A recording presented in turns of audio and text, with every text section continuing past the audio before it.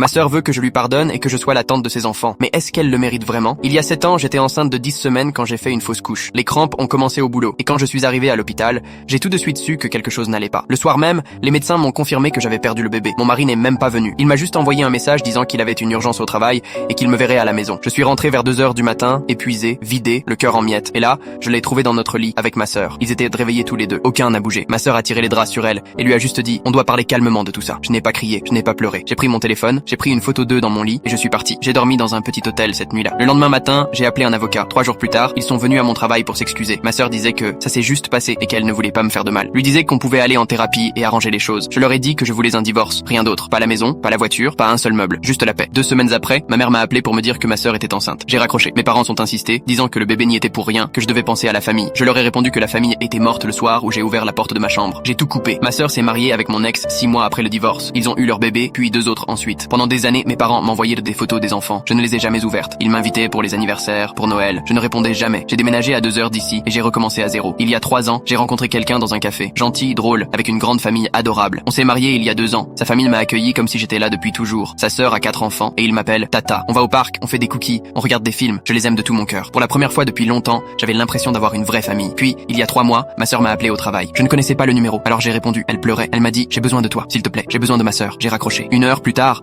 ma mère m'a envoyé un message. Ta sœur a besoin de toi. Rappelle-la. J'ai bloqué le numéro. 2 jours plus tard, mon père m'a appelé d'un autre téléphone. Il m'a dit: ta sœur a perdu un bébé. Elle est détruite. Tu dois être là pour elle. J'ai répondu: non, je ne dois pas. Et j'ai raccroché. 1 semaine plus tard, ma mère s'est pointée chez moi sans prévenir. Elle pleurait dès que j'ai ouvert la porte. Elle m'a supplié: ta sœur s'effondre. Toi aussi tu sais ce que c'est de perdre un bébé. Tu dois lui pardonner. Je l'ai regardé un long moment. Puis j'ai dit: tu as raison. Je sais ce que c'est. Je sais aussi ce que c'est de rentrer de l'hôpital et de trouver ma sœur dans mon lit pendant que je saigne encore du bébé que je voulais plus que tout. Le visage de ma mère est devenu blanc. Je sais ce que c'est. J'ai continué. D'avoir des parents qui me supplient de pardonner à celle qui a détruit ma vie. Juste parce que la famille, c'est la famille. Je sais ce que c'est d'être traité d'égoïste parce que je ne veux pas être la tante des enfants qu'elle a eu avec mon mari. Elle a essayé de parler, mais je l'ai coupée. J'ai été la plus grande il y a 7 ans, quand je suis partie sans faire de scandale. J'ai laissé tout le monde croire que j'étais la méchante. Je n'ai rien dit. Je n'ai pas gâché son mariage. Je vous ai juste laissé tranquille pour que vous puissiez vivre son malaise. Ma mère tremblait. C'est ta sœur, a-t-elle murmuré. Non, j'ai répondu. Elle a cessé d'être ma sœur le soir où elle a accouché avec mon mari pendant que je perdais mon bébé. Et toi, t'as cessé d'être ma mère le jour où tu m'as demandé de lui pardonner. J'ai reculé et refermé la porte. Elle est restée sur le perron, en pleurs, pendant 5 minutes. Puis elle est partie. Ça fait 2 mois maintenant. Je n'ai plus de nouvelles. La semaine dernière, la nièce de mon mari m'a invité à sa pièce de théâtre à l'école. J'étais assise au premier rang avec mon mari et sa famille. Quand elle m'a vu,